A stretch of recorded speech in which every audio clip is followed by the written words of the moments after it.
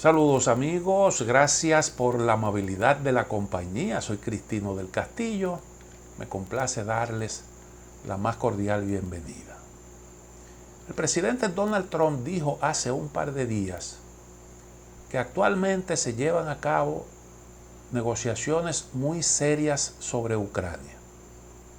Esto parece sugerir que hay avances importantes en el proceso de negociación.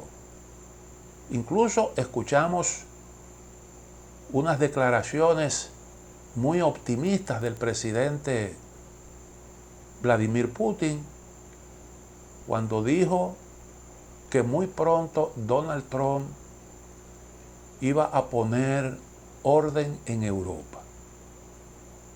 Recuerden ustedes que la posición de Rusia ha sido siempre que la solución de la guerra en Ucrania tiene que pasar necesariamente por el establecimiento de nuevas reglas para garantizar la seguridad en Europa. Y que eso pasa por ponerle fin, por detener el proceso de ampliación de la OTAN hacia las fronteras de Rusia. Y por tanto, la no inclusión, obviamente, de Ucrania en esa organización defensiva. Trump llegó a decir que Biden, y eso pues permite a uno hacer conjetura sobre el significado de ese pronunciamiento de Putin, que Biden se había equivocado cuando intentó forzar la ampliación de la OTAN con la inclusión de Ucrania. Destacan también, y eso hace que uno se sienta optimista, las declaraciones del presidente ucraniano Volodymyr Zelensky, que ahora dice que está en disposición de dialogar con Rusia. Recuerden ustedes que no hace mucho tiempo Zelensky presentó su plan para la victoria de Ucrania, que en esencia consistía en seguir presionando militarmente a Rusia para obligarla a hacer concesiones. Y eso pasaba por el suministro de armas más potentes a Ucrania. Hoy el discurso es significativamente diferente.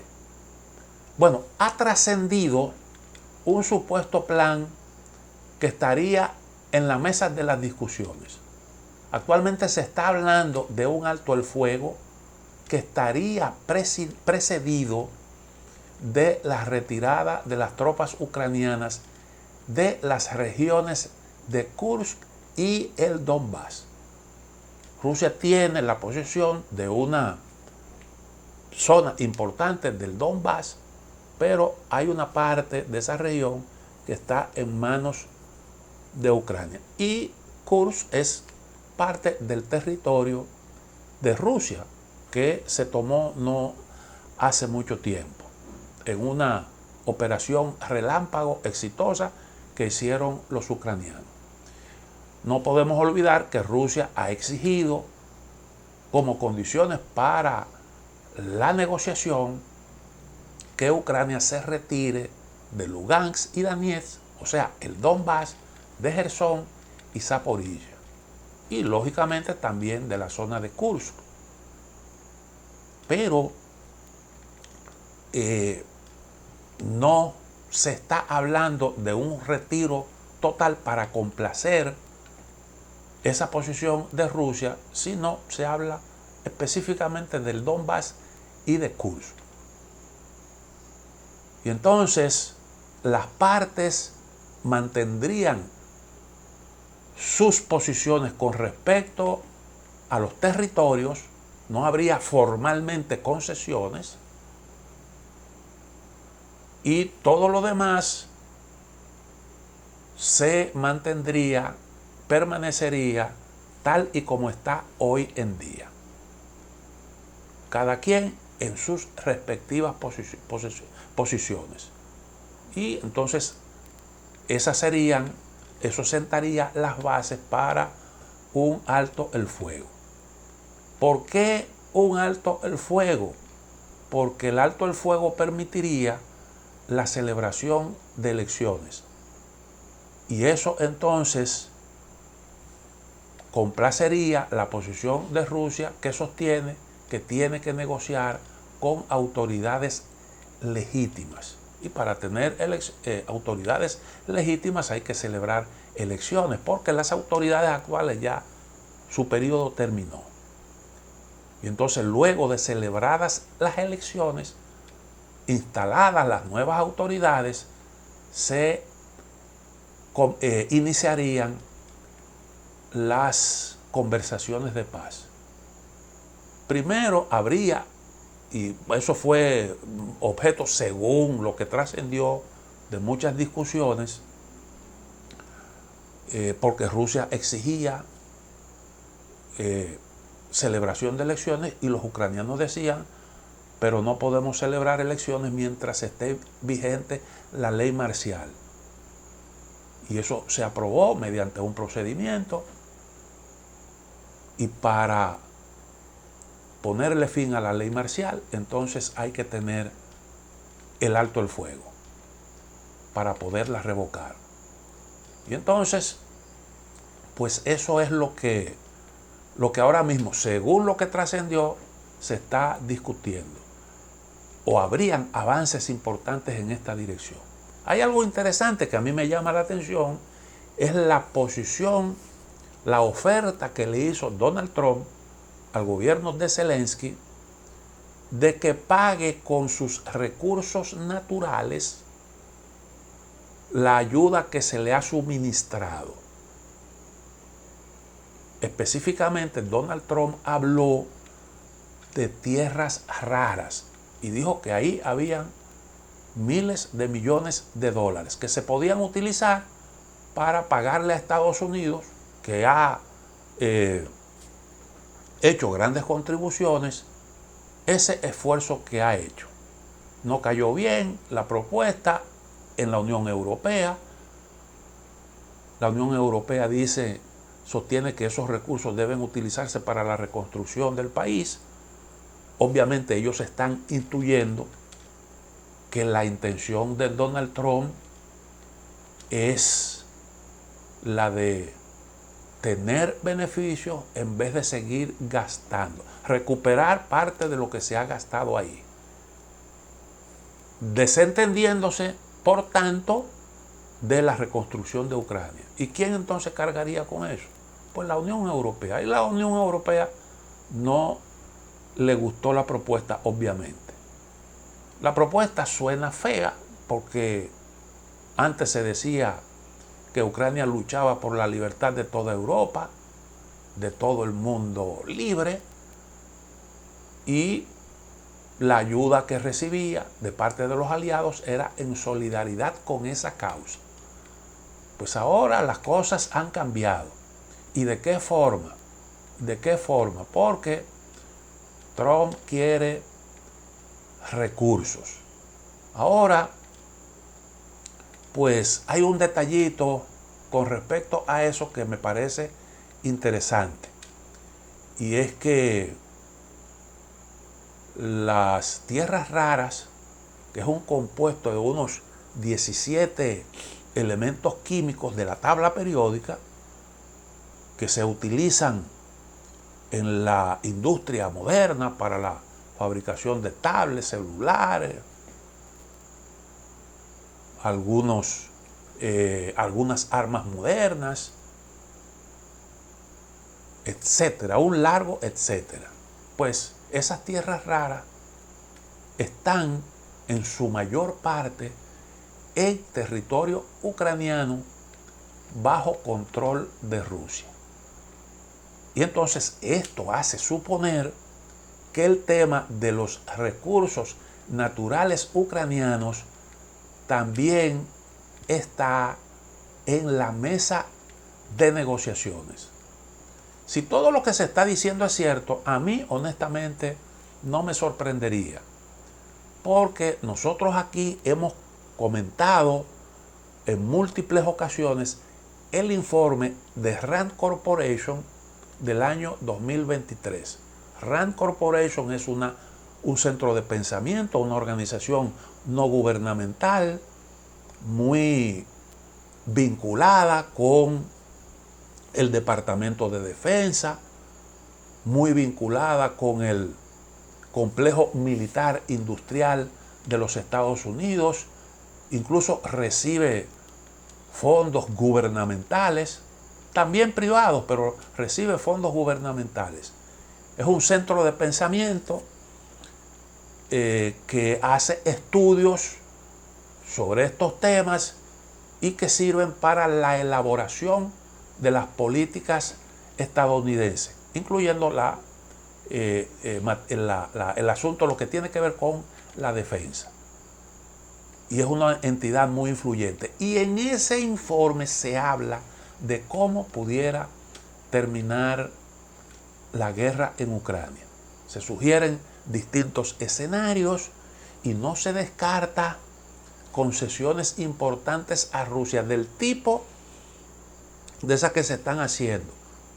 Entonces ese escenario nunca lo descarté. Creo que refleja el curso, o podría estar reflejando el curso de la guerra, y siempre los informes RAND han subrayado que los intereses ucranianos y los intereses estadounidenses pueden no coincidir totalmente, lo que significa que ahí pudieran, para lograr la terminación del conflicto, incluirse algunas cosas que pudieran no resultar del agrado de los ucranianos. Ese es un informe que todavía vale la pena leerlo porque tiene mucha actualidad y da una idea de cómo pudiera realmente terminar el conflicto. Hay otro tema que yo quisiera abordar brevemente. El presidente Donald Trump, como sabemos ya, estremeció al mundo con su proyecto para sacar de Gaza a 2 millones de palestinos.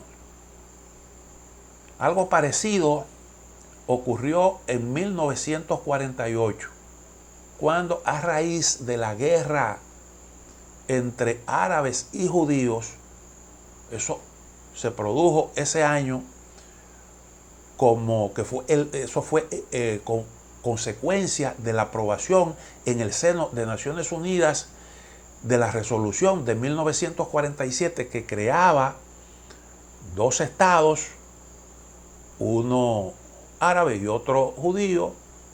Eso no cayó bien y como consecuencia de eso hubo una guerra y los israelíes desalojaron de los territorios ocupados por los palestinos a unos 800.000 individuos.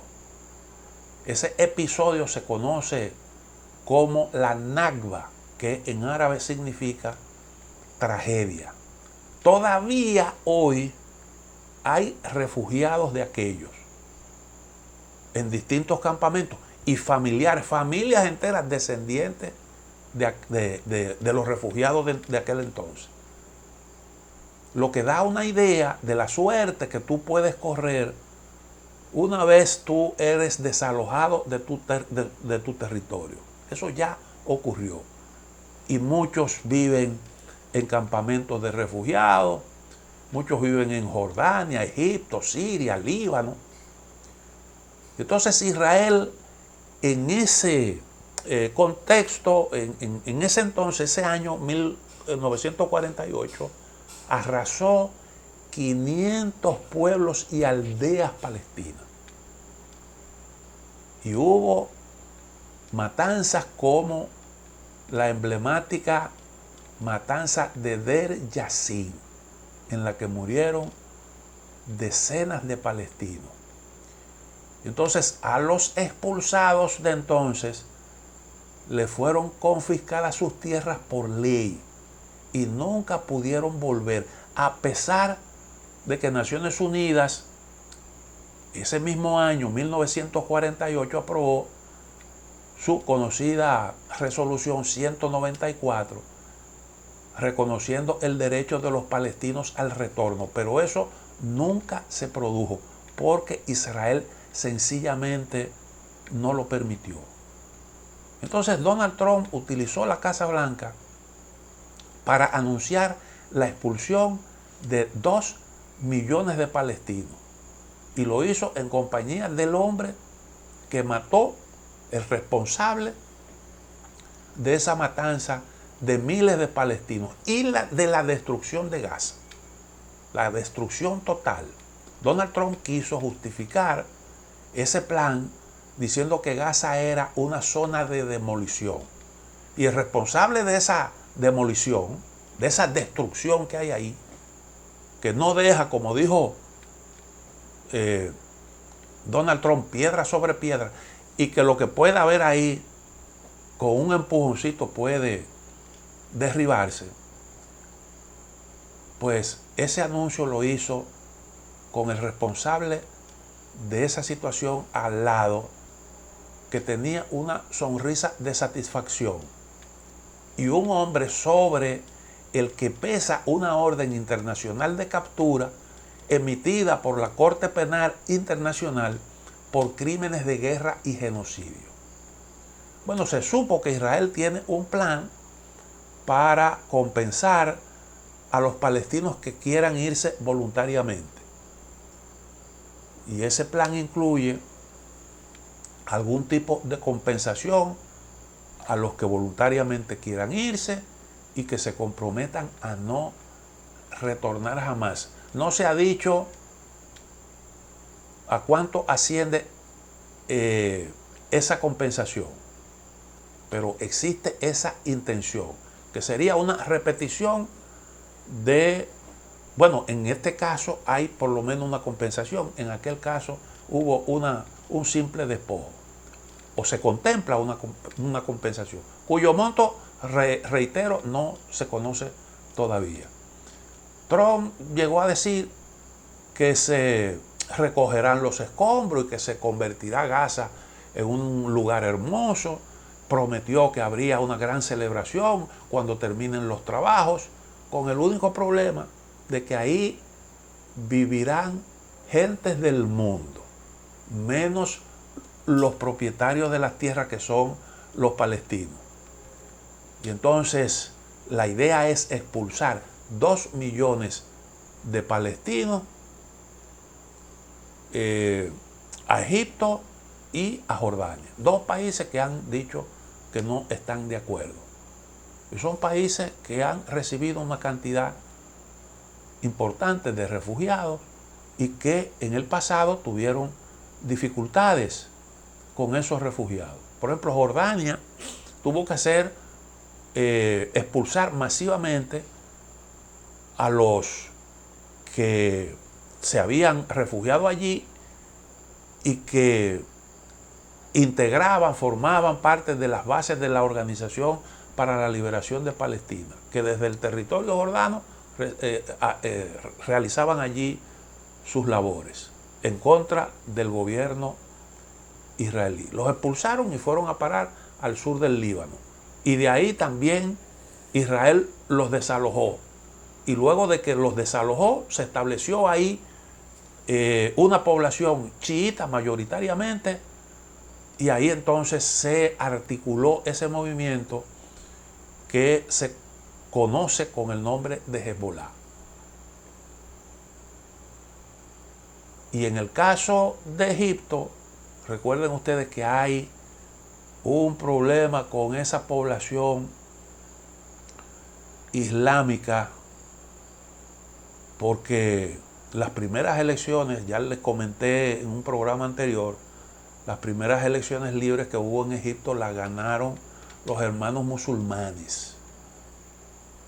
Y la llegada de una cantidad importante de palestinos puede complicar las cosas al presidente al-Sisi. Hoy ya no se habla del mundo basado en reglas. no se habla del derecho internacional, tampoco se habla de los derechos humanos. Simple y llanamente lo que tenemos ahora es la diplomacia de las amenazas, y esa diplomacia que pone el acento en el uso de la fuerza, aunque no sea necesariamente la fuerza militar. Pero todos estos movimientos que estamos viendo, las presiones, las amenazas, eso es parte de este nuevo estilo de hacer las cosas que está llevando a cabo, que está poniendo en práctica el señor presidente de los Estados Unidos, Donald Trump. Todo esto se habló en la Casa Blanca, reitero, como si fuera una celebración. Sacar de su tierra a los legítimos dueños de las mismas y enviarlo en paradero a un lugar en donde puedan sobrevivir como Dios los ayude. Y eso sencillamente es un crimen. Y por eso es que el plan ha conmocionado al mundo entero. Gracias por la amabilidad de la compañía.